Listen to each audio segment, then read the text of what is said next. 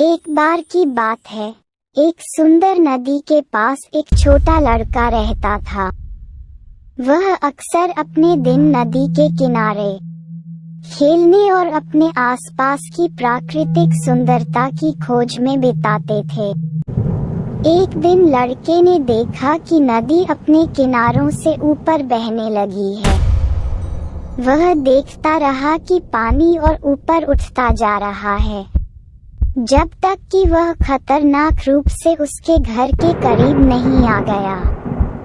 डरा हुआ और असहाय महसूस करते हुए लड़के ने सोचा कि वह नदी को अपने घर और गांव में बाढ़ से रोकने के लिए क्या कर सकता है।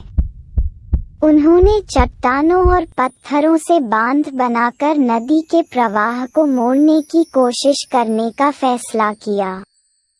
लड़के ने दृढ़ संकल्प और कड़ी मेहनत के साथ बांध के निर्माण में कई दिन लगा दिए। यह एक कठिन काम था, लेकिन उन्होंने हार नहीं मानी। अंत में बांध पूरा हो गया और पानी गांव से बह गया। लड़के की बहादुरी और कड़ी मेहनत की उसके साथ ही ग्रामीणों ने बहुत सराहना की।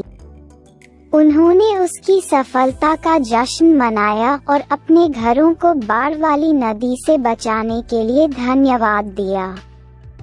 उस दिन के बाद से वह लड़का गांव में एक नायक के रूप में जाना जाने लगा।